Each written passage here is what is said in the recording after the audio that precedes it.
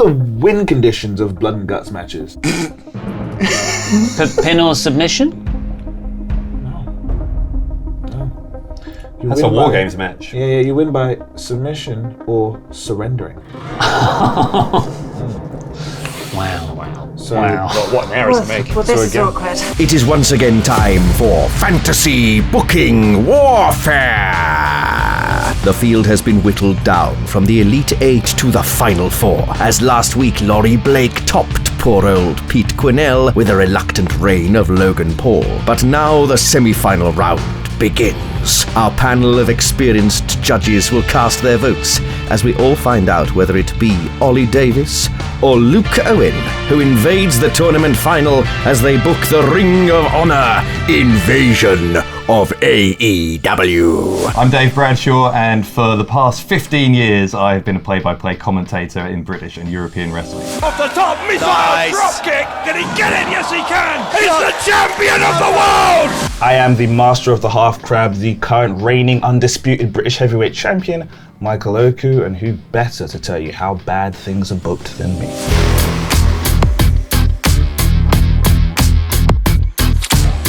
I'm Nina Samuels, star of the Nina Samuels Show, and here on Wrestle Talk, because of course, Wrestle Talk needs more Nina.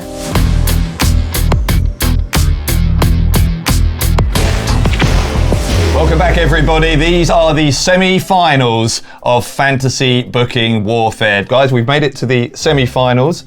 Mike, how are you feeling? the quarterfinals had a lot of interesting ideas. I also had a lot of trash. So I'm hoping that we get an improvement from the semis and then some real well thought out stories. This is the judging panel that let through the NWA Nexus. Whoa. So You two did. I like being entertained, and I'm hoping to be thoroughly entertained in the semi-final as well. And anyone that said that we were wrong in who we put through, you are wrong. I'm not going to listen to people who've never taken a bump in their life. This is going to be interesting. Olle versus Luke.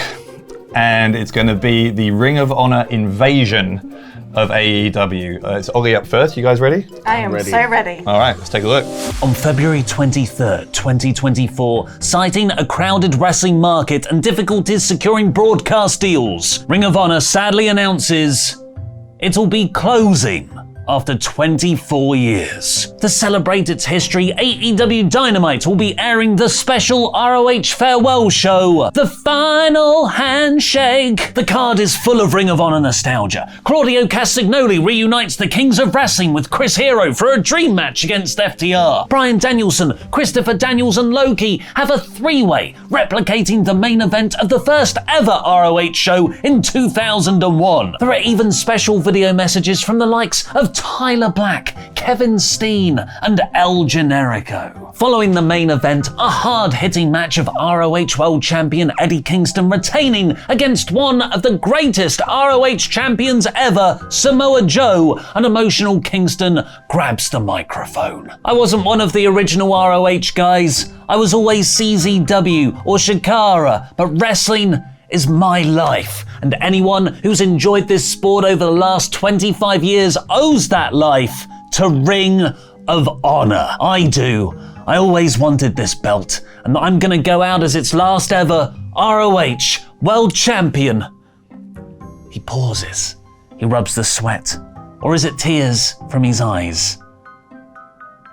Is bullshit. This place isn't a collectible or an old ECW wrestler you're bringing in for a cheap pop. This is people's livelihoods. He turns to the crowd now. Oh, Sami Zayn sent a cameo. I don't give a shit because I know Dutch doesn't have a job anymore. Caprice doesn't have a job anymore. Maria don't have a job anymore. Ring of Honor isn't just a way of wrestling life. It is people's lives. And me or ROH ain't going anywhere. I get it. You got bored of your latest toy, Tony. Omega, Bucks. You only ever used ROH to get yourselves over. There's a lot of people out there who still love this promotion, and we're coming for everything you've got. At this point, the mic cuts off, and Dynamite suddenly ends with several minutes left of the show, no copyright logo in the corner. Over the next month, Ring of Honor talent start appearing in the crowd. Fans start to bring in ROH signs. It's reported that Kingston's suspension has ended, and he's agreed to return to AEW. Kingston makes his Pach's entrance, still carrying the ROH World Championship. He says Tony Khan gave him a live mic because, and this is in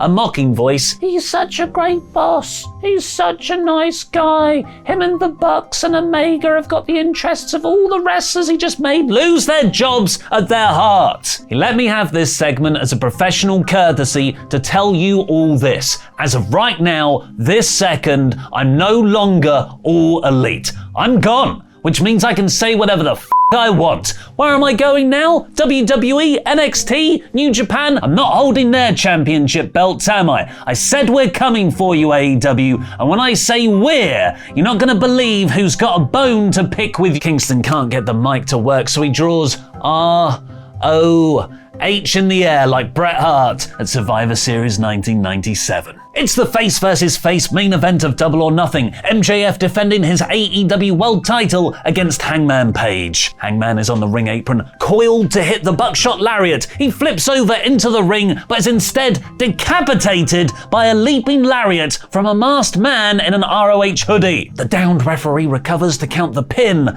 and MJF retains. Max is stretchered to the back with a neck injury, whom Kingston passes hopping over the barricade from the crowd to join the hooded masked man in the ring. Kingston handcuffs Page to the bottom rope. Both men beat Hangman Page down while Eddie screams that Page let this all happen, and that's why this guy decided to become the new owner of Ring of Honor. The man pulls back his hood. He rolls up his sleeves, removes his gloves to reveal taped up forearms with X's etched onto the backs of his hands. The crowd starts to gasp as the mask is removed to confirm what many were already fearing. The new owner of Ring of Honor is CM Punk.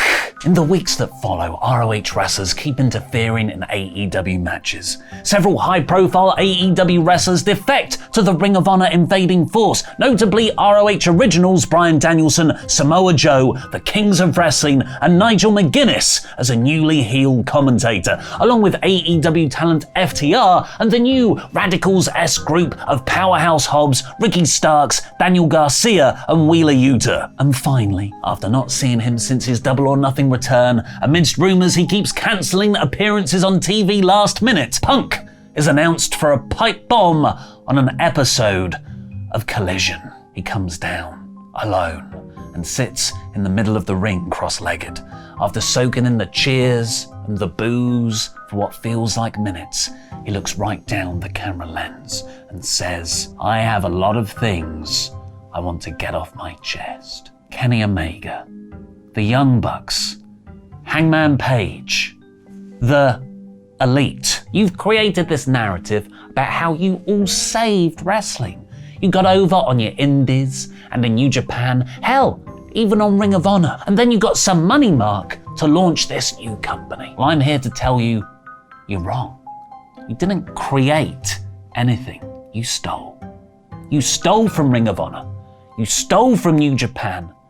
You stole from me. I was the one who broke first ground. It was my pipe bomb, me holding the belt for 434 days that proved people like you, Hangman, people like you, Man and Nick Jackson, could be stars in this business. I was this era's first main eventer, me. And it was me who made the ROH style mainstream. Not Rollins, not Omega, certainly not Hangman. So what did you do, Elite? You put on your all-in show, working with Ring of Honor and New Japan, using their wrestlers, their production, their staff, and then you stole it all. You left them high and dry and started your own promotion. Yeah, there is a reason New Japan wouldn't work with you for 2 years. It's because you stole half their top stars. And then your pettiness, your self-centered egos took everything away from me too, which is why I'm going to steal something back. This show, Collision, my show, I'm gonna take it and make it Ring of Honor. CM Punk's pipe bomb starts the build towards the biggest wrestling doubleheader in history. Firstly, in place of All In, there will be AEW Ring of Honor All Invasion at Wembley Stadium, where all champions will fight to unify both promotions' titles. This will be followed the week after in CM Punk's hometown of Chicago by AEW Ring of Honor All Out War, main evented by the War Games match Blood and Guts. The Elite of Kenny Omega, Hangman Page, Matt Jackson, Jon Moxley and Adam Cole will take on Ring of Honor of CM Punk, Samoa Joe, Bryan Danielson, Eddie Kingston and Roderick Strong to decide the fate of Collision. If Ring of Honor win, the weekly show becomes theirs and a hard brand split is introduced with AEW. The stakes are high, so the Elite agree a truce with the other Bullet Club members in AEW. Jay White and Co now have their backs at ringside and Adam Cole rejoins them too, sending Roderick Strong into the arms of Punk.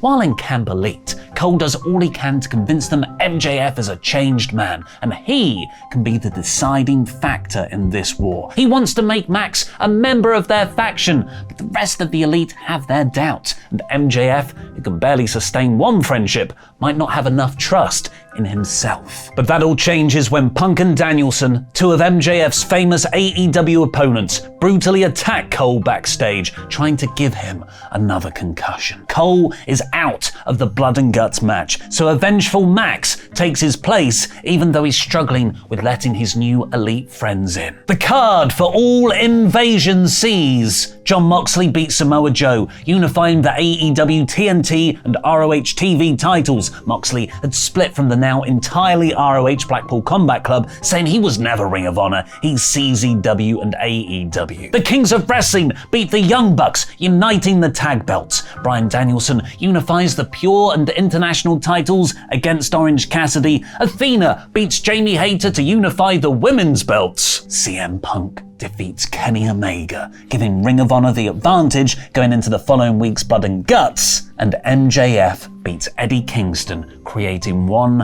undisputed World Championship. Although Hangman Page nearly cost Max after accidentally hitting him during a big interference brawl. Adam Cole emotionally raises MJF's arm to close the show, while Max stares daggers at Hangman. All Out War takes place in Chicago the next week, the main event deciding the fate of Collision. The crowd is split into home and away fans. Chicago for Punk's ROH and the traveling fans for AEW, creating a uniquely intense atmosphere for a wrestling show. Ring of Honor have the advantage going in, frequently getting on top. We get Punk versus Hangman, Danielson versus Omega, Kingston versus Mox. There are decades of conflict and history behind every blow. MJF is the final man in, but FTR, his former Pinnacle faction mates, wipe out the referees and deadlock the cage door before he can enter. Max goes to the back for help as Ring of Honor decimates the Elite. But the Elite make a comeback. Omega hits a one-winged angel on Punk. Danielson breaks it up at 2.999. MJF makes his return with Wardlow to a huge pop. He's screaming at him to rip the cage door from its hinges. Wardlow bends actual metal, wrenching open a gap through which Max enters. He gets in Punk's face. The two men having had one of the greatest feuds in wrestling history, we're finally going to get full-on babyface Max kicking Punk's ass when he turns around and knocks out Hangman Page with his diamond ring. Punk's face breaks into an enormous smile. Max directs Joe, Danielson and Kingston to hold back the rest of the Elite. He steps to one side and lets Punk make the pin. 1, 2, 3. The injured Adam Cole comes down from back in disbelief. Max won't meet his gaze. He only stares down the camera as FTR and Wardlow lift him onto their shoulders, with Punk, Joe, Danielson and Kingston celebrating alongside him. Collision is no more. Saturday night's all right for Ring of Honor. All right, a lot to unpack there. A lot to unpack. A lot of good stuff in that one, though. I feel like a lot of positives. I saw you nodding. Reunion of the Kings of Wrestling as well. Like right off the bat, I'm like, okay, we're starting strong. A lot of fan service there. A lot of Easter eggs. A lot of fan service there. And it's with a lot of modern wrestlers as well. It's like Yes. it's not like you're bringing someone from like 30 years ago, which isn't always the worst thing, by the way. I just gotta say, I think I just liked it. I liked it. I think there's some logic holes. Like, for example, so Ring of Honor closes down Yeah. Right. And then CM Punk has bought Ring of Honor. Yes. So then he arrives and then demands all these matches against AEW. Why does Tony Khan say yes? Why would he compete with... Because I think that's what he does. You think? You could crush that opponent before it even gets started, but instead, another War Games match, which seems to be in every single booking scenario we do. And it's like, so if we win, we get Collision. Right. Well, why is Tony Khan agreeing to that? What if they win? I noticed that there was no what if they win, if they're gone forever, or if it's just, they have to try and do some Ring of Honor show. It's a really tricky thing to do though, because when you're trying to have the line of realism, like they already had certain things where, the microphone's getting cut, and even Dynamite going off air 7 minutes early. That's a long time. I mean, I don't know what the network are going to say about that. Like at the end of the day, this is for a television show. Yeah, so there has to be some bend. It's like it's fixable. As in, you could say, Tony Khan he's had enough of CM Punk being a constant thorn in his side. He just wants done with Ring of Honor. So he's like, right, we'll do it one time only. That wasn't really explained. And I think especially that he could have explained it because in the middle of that, he cut his own 5-minute CM Punk promo, which is him living out clearly by the way, fantasy, I assume. Yeah. Where he could have said, feeling he's a fan of CM Punk. There's a chance. Just get a slight tinge of that. There's a chance, but if you do the thing where he can just throw in, well, the TV deal wasn't done, or there's something where the consortium that you sold it to was me secretly, there's things that you could take from that had happened in history. Like Shane buying WCW was done, like tricked Vince into it, but none of that's explained here. It's just, CM Punk's just bought it. Unmasked. There's a mistrick with some kind of blackmail situation, I think. Right. Like, that would explain so much of recent history if CM Punk had blackmail material on a lockbox. A lot. I will say though, if you think about Olle in the quarterfinals with Fat Lashley and the bodysuit, right? This does strike me as a step up in terms of realism, plausibility. However, is he putting another War Games Blood and Guts match to appease us because he knows that that's what got him through to the next round? So maybe you're saying you're not open to a bit of appeasing. Hey. We like what we like. Well, so broadly positive. I think we've got some questions, but pretty good from Olle. Yeah.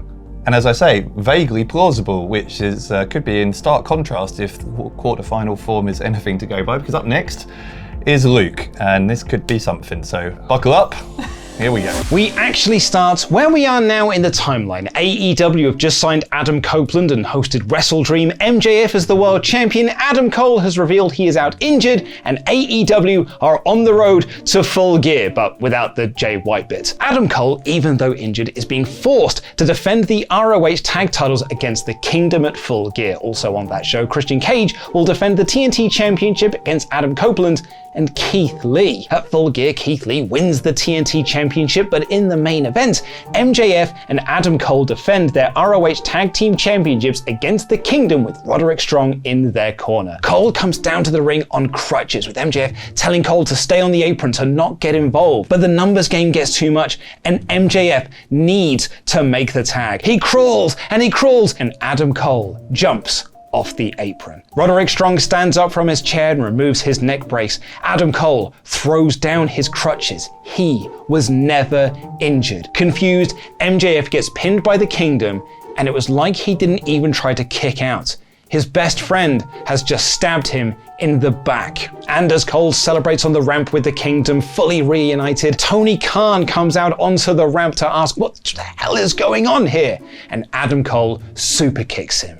The Kingdom reveal that Ring of Honor is their new home, showing graphics saying Adam Cole is all honor, Roderick Strong is all honor. TK comes out, confused as the rest of us, and Cole reveals that he's been working with smart Mark Sterling, and there's now a new owner of Ring of Honor, Jim Cornette. Cornette cuts a promo about how much he hates AEW, how much he hates Tony Khan, and how much he cannot wait to crush All Elite Wrestling. And the first thing he wants to correct is that Eddie Kingston is the ROH champion. Tut tut, Tony, how could you let this happen to a title that was once held by Bryan Danielson, Samoa Joe, Christopher Daniels, Nigel McGuinness, and Adam Cole. As the new controlling owner of ROH, I am demanding that Kingston defend that title against Adam Cole at Winter is Coming. MJF is not seen for all of this period of time. Alex Marvez is trying to get interviews outside of his house, but he gets no reply. On Dynamite, the Kingdom have a trios match against the Acclaimed and win the match, and they're beating them down afterwards when Keith Lee jumps through the crowd and he also joins the beatdown. Just what the hell is going on here? Some members of the AEW locker room come out to help the Acclaimed, but they're beaten down by ROH's newest recruits, Samoa Joe and Christopher Daniels. Old name from ROH's past are all coming together and they all get their own graphics. Keith Lee is all honor. Samoa Joe is all honor. The following week, it's an ROH versus AEW Battle Royal to earn the #1 contendership to MJF at Winter is Coming, who still has not been seen, and Samoa Joe wins, last eliminating Kenny Omega. The week before Winter is Coming, Tony Khan goes to MJF's house and pleads with him to show up at Winter is Coming, or else he'll have to vacate the belt and will let it fall into the hands of Ring of Honor and Jim Cornette. At Winter is Coming, Adam Cole beats Eddie Kingston to win the ROH Championship, and Mox and Danielson win the AEW tag titles. In the main event, Samoa Joe beats MJF, who did not feel like the MJF of old, to win the AEW World title. This will be the last MJF match under his current AEW contract. On the final Dynamite of the year, Jim Cornette tries to recruit Blackpool Combat Club, the current tag champs, into Ring of Honor. Danielson respectfully declines his offer. Moxley tells him to f*** off. Corny smiles. He knew this was coming, which is why he had a backup plan. Claudio Castagnoli blindsides Mox and Danielson and lays the boot into them. Cornette throws up a graphic saying Claudio Castagnoli is all honor, but that's not all, because he's got another new signing. Chris Hero comes out and joins the beatdown of Mox and Danielson. The final shot of Dynamite 2023 is MJF walking up to Tony Khan's door and then walking away, leaving AEW. Phase 2. On the first Dynamite of 2024, the Elite come out to talk about MJF leaving and someone needing to step up to take on Ring of Honor, with the Blackpool Combat Club backing them up. The first pay-per-view of 2024 sees Keith Lee defend the TNT Championship against Kenny Omega, the Young Bucks challenging the Kingdom for the ROH tag titles, Samoa Joe defend the AEW Championship against Kota Ibushi, and a trios match of Hangman Page, Jon Moxley, and Bryan Danielson taking on Adam Cole, Claudio Castagnoli, and Chris Hero. While all of the action is unsurprisingly great, there's a bigger story in the night. Christopher Daniels costs the Kingdom the ROH Tag Team Championships. Excalibur is ecstatic by this news, delighted that Daniels has returned to Team AEW. Or has he? In the semi-main event, Samoa Joe retains the AEW Championship with the help of Christopher Daniels. Just what is happening here? Has he turned twice in one night? Or is something else afoot? In the main event, the trios match of Team AEW versus Team ROH, Samoa Joe and Christopher Daniels run down and show their allegiances by beating up Team ROH to cause a no contest. But then they also attack Team AEW. From out of the crowd, Jay Lethal, Sonjay Dutt, Christian Cage, and Jeff Jarrett storm the ring and beat everyone down. Jim Cornette and Tony Khan come out onto the stage looking confused. What is happening? Jeff Jarrett grabs the mic and says that this invasion just received an impact. And out onto the stage between TK and Cornette walks Dixie Carter. The final shot of the night is Joe spray painting the letters TNA over the AEW World Championship and holding it aloft. On Dynamite, AEW and ROH are trying to recruit new names to their ranks to take on TNA, but the one name who won't pick a side is Adam Copeland. Elsewhere in this timeline, the Young Bucks announced they're going to defend the ROH tag titles against any team from Ring of Honor history, and a graphic appears on the screen saying Steen and Generico return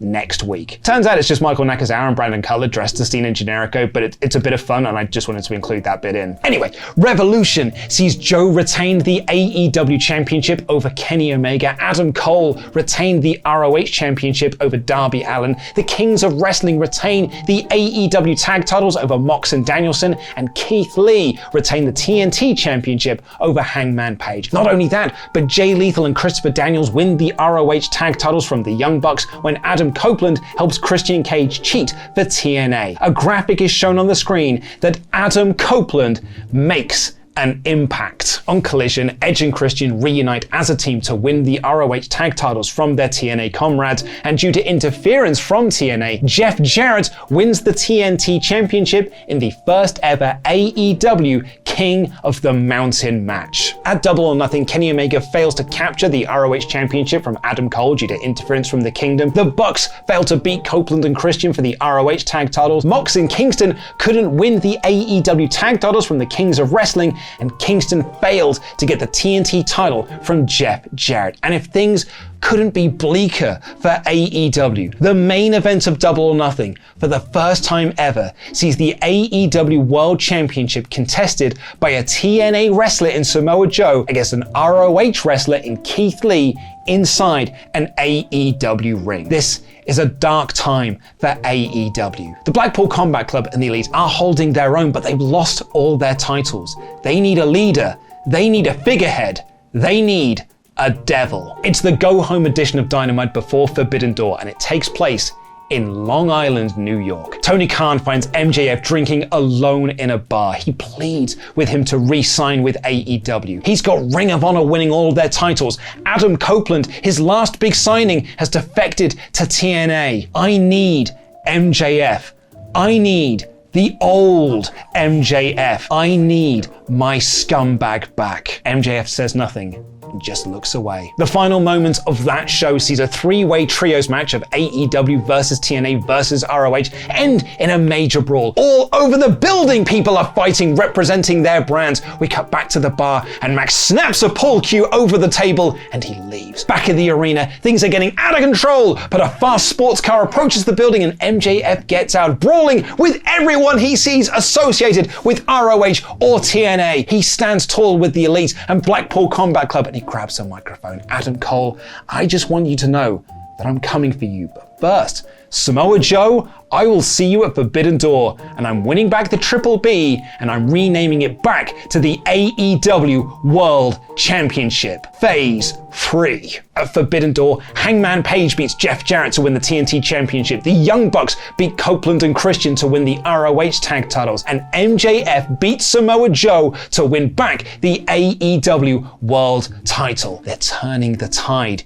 in this war. Team TNA retaliate on Dynamite with a big brawl with the Elite and BCC until an unlikely savior makes an appearance. The Kings of Wrestling, ROH, just saved AEW. Jim Cornette asks for a ceasefire and challenges TNA to a 10-man tag match at All In. And if TNA loses, they must disband, blood and guts and all. On top of that, Adam Cole and MJF will go one-on-one in the main event of All In again. Champion versus champion, no titles on the line, just MJF looking for revenge. Elsewhere in our story, Will Ospreay and the rest of his United Empire have signed with Ring of Honor and are looking to take out as much of the Elite as possible. Ospreay even wins the AEW International Championship. At All In, at Wembley Stadium, it's Hangman Page losing the TNT Championship against Callum Newman, the Young Bucks retaining the ROH tag titles over Aussie Open, and Kenny Omega versus Will Ospreay for the AEW International Championship, which Will wins with the help of ROH's newest signing, Michael Oku. Team AEW and Ring of Honor of Moxley, Danielson, Kingston, Claudio, and Hero take on Team TNA of Jarrett, Christian, Copeland, Jay Lethal, and Samoa Joe in a blood and guts match. Team AEW gets the win when Copeland spears Christian and reveals he's wearing an AEW t-shirt. Adam Copeland is All Elite once again. But in the main event, Adam Cole, with the help of the Kingdom, beats MJF. Adam Copeland and Christian have an all-out war at All Out, and Callum Newman defends the TNT Championship against Darby Allin. The main event sees MJF retain his AEW Championship in a triple threat with Will Ospreay and Michael Oku after miscommunication between the ROH teammates. MJF demands that this all ends at Full Gear, 1 year from when all of this started. The Young Bucks beat the Kings of Wrestling to unify the AEW and ROH tag titles. Samoa Joe beats Darby Allin to unify the TNT and Ring of Honor TV titles. And Tony Khan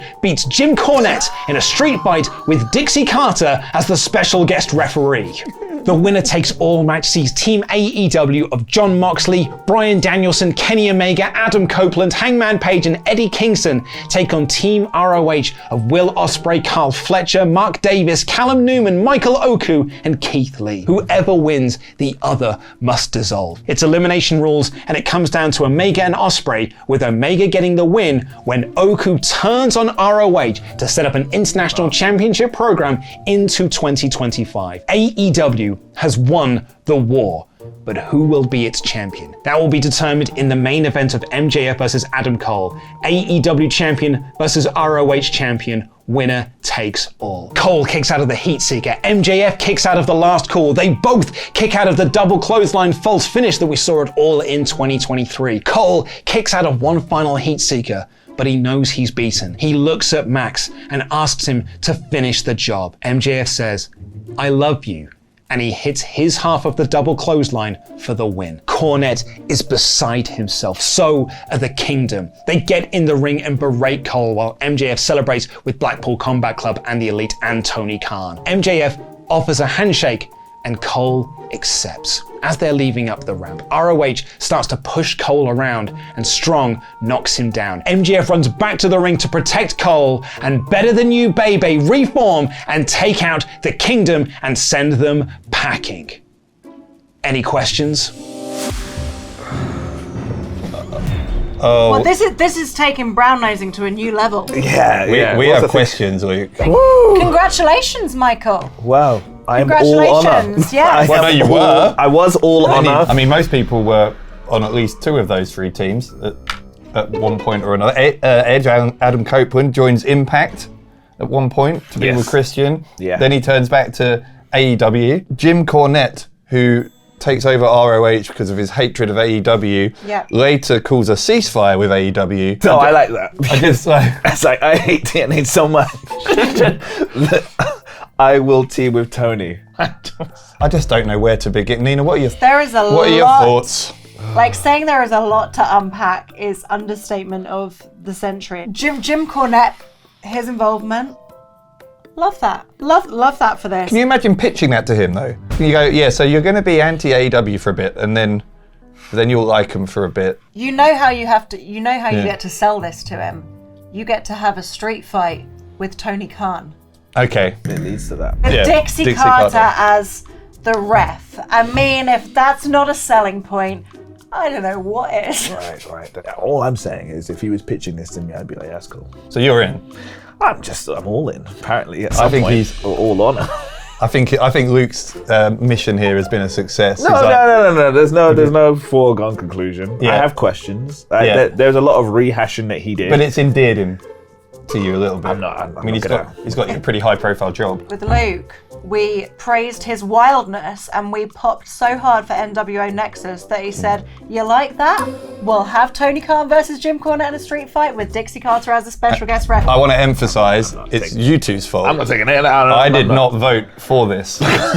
It is entirely on you two that we're still here with this situation. Were you not entertained, Dave? Were you not entertained? It's like you're welcome. You're welcome that we sent the madman down a madder route. Like watching one of Luke's things is like watching something really entertaining that also gives you a migraine.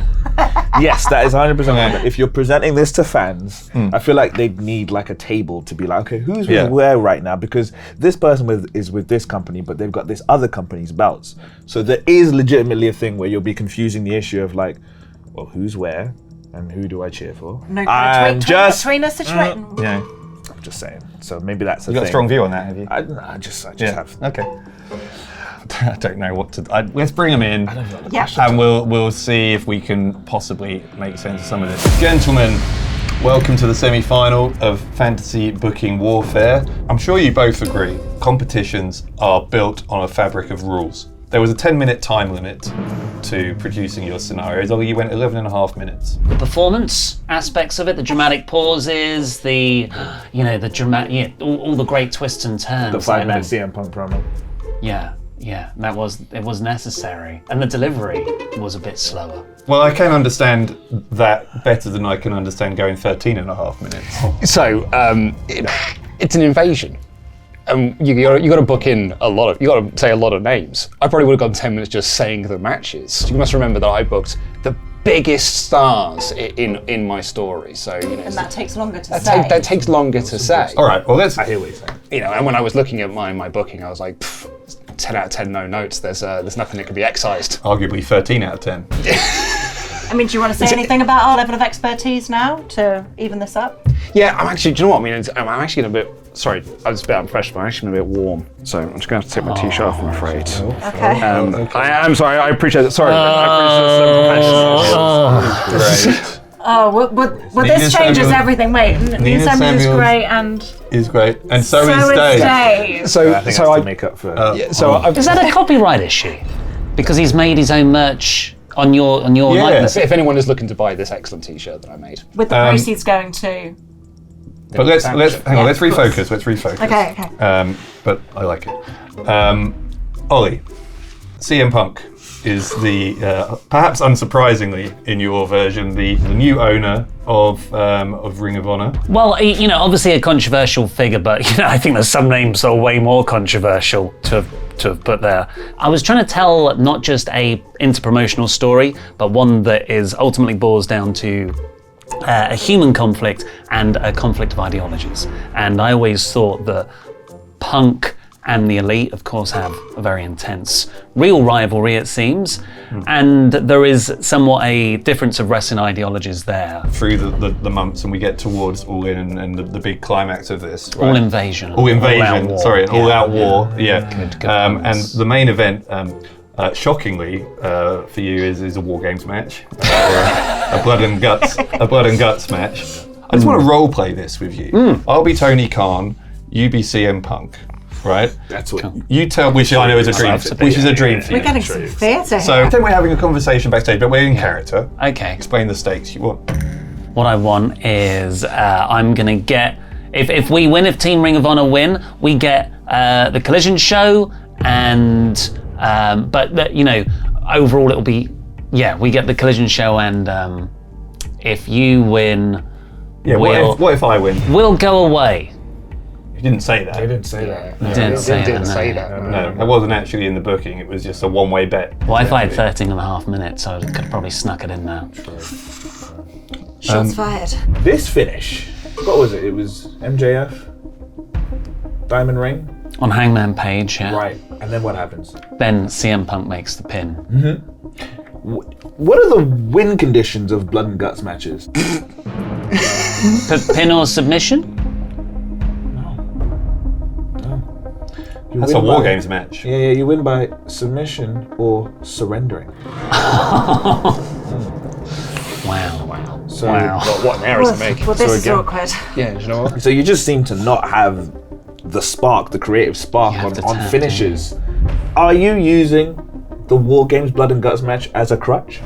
I actually didn't want Is it lazy booking? Because that's something that Jim Cornette would say. I didn't want to do Blood and Guts, but then I wanted to finish with a title unification pay-per-view, but then I, just the way All In and All Out, and I liked the names so much, I was like, I'll have to finish with All Out War. That just played too well into War Games. So I don't... You picked your entire main event based on what a good name it was.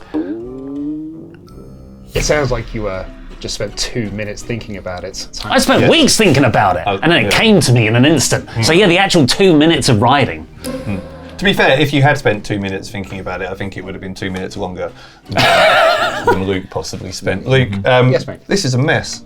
Is it? Isn't it? Defend it. Defend. I can't even pick out individual bits because my brain started to melt about 5 minutes in. Can you just explain what on earth you were thinking? The 2001 invasion is... Yeah, I wrote 2001. That's one of my notes. I wrote that down. Yeah, it's a bit of a mess, I would say. And I you think took so much from it. Well, yeah, and what I did was did it better. Any other questions? I think you're quite sympathetic towards Luke because he's booked you. I think he explained that fairly well just right there. Well, yeah, on that note, actually, you obviously booked Michael Oku heavily in this for a bit of judge appeasing. Well, no, I was looking for the star power. T-shirt aside, Did we not feel that this booking needs more Nina? I would agree, and I was trying, but I was limited by 10 minutes, and as you can see, that I didn't even manage to do that. So I mean, in terms of the featuring of the women in this angle, we got a banger of Athena versus Jamie Hater. I was going to say that. I must say, in terms of crowd pleaser matches, give me that on a platter. So I think there could have been. I know. Luke, do you respect women? I 100% do, and agree with your point, but I only Not had enough to buy their legitimate merchandise. It was all sold out, Nina. I did try, and I did write down. Funny enough, Jamie Hater versus Athena on that full card event, but I thought, well, that would just be lip service, and actually is just like that. Just feels like it's pandering at that point to just throw those in at the end there. Also, neither of you have mentioned at any point who's commentating any of this, so obviously you think that's an afterthought. I actually did.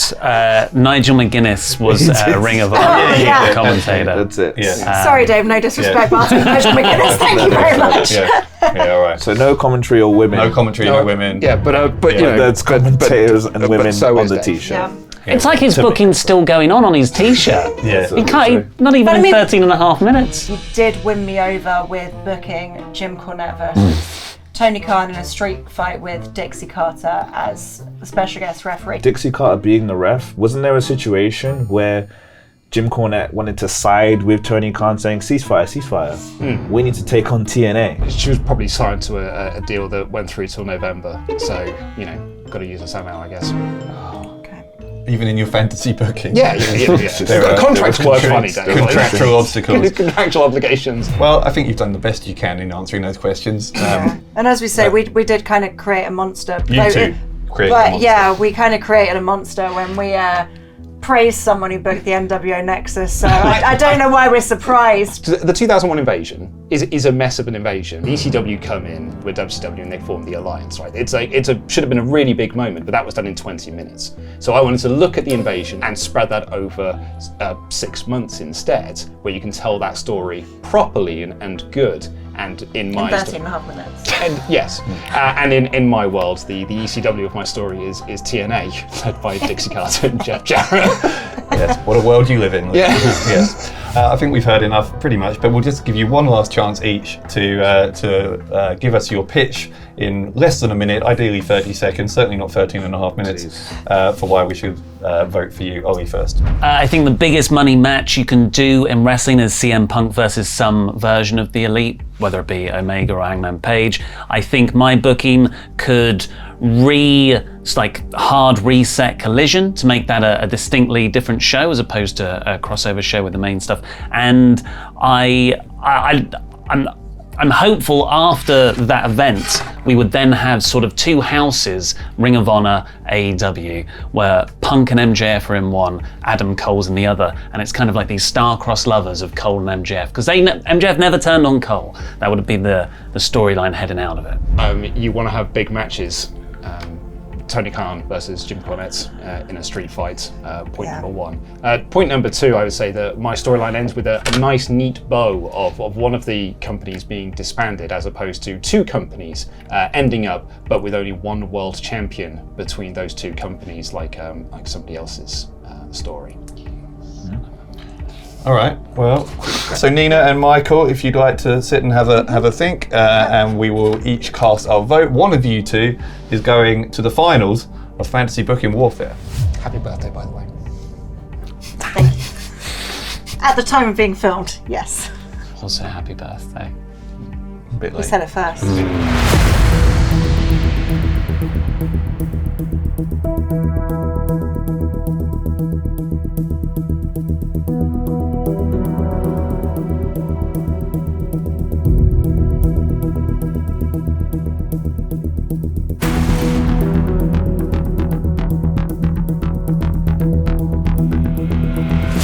We have reached our conclusions. All three of us have decided who we think should go through to the final. First to give his verdict, Michael Oku. This was a difficult decision because I thought that these were very well thought out. It's almost like you learned from your quarterfinal booking decisions, mistakes, positives, and even though it was hard for me to think about who to choose, I've gone with Luke. I can't really. It's just a hunch. It's just a feeling. But for some reason, I feel like Luke's was the best. I have never had my own merchandise before, and now I do, albeit in brackets at the bottom. And so I respect that. I do respect that. Thank you, Luke. However, your booking is batshit crazy. And Ollie's is all right, so I'm voting for Olle. I totally respect that. Both of you took on our feedback from last time. With our consistent judging, Olle, we criticised your realism, so you went down the more real route, and Luke, we praised your batshit craziness, and you went more batshit crazy. So this was really, really tough. But one that I went with, which actually, I love the concept of the home and away for the crowd, and I'd love to see how that would play out. So with that being said, I went for Olle.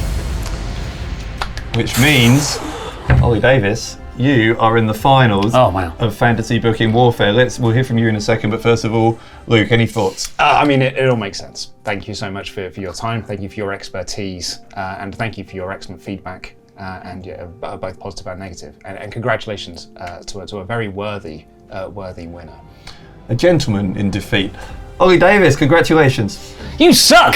You overbooked it! You tried to pander to the judges! Don't listen to you didn't know anything! Don't listen to him. And that's why you're not in the final. I think you're a great man. Thank you very That's much. what I actually want to say, Luke. No, I said when I watched your booking, we watched it together, and I was yelping. I was audibly yelping 2 minutes in. Yeah. So well done, yeah, that was great. Thank you. So with that, the lunacy of Luke Owen has met its end, as Olle Davis has become the first to etch his name on the tournament final marquee. But now, he needs an opponent worthy of the main event. Tune in next week to find out whether it will be Tempest or Laurie Blake who will advance to the final of Fantasy Booking Warfare. He has a sympathetic edge, yes, but he's not a babyface. Is he a tweener? You could say that.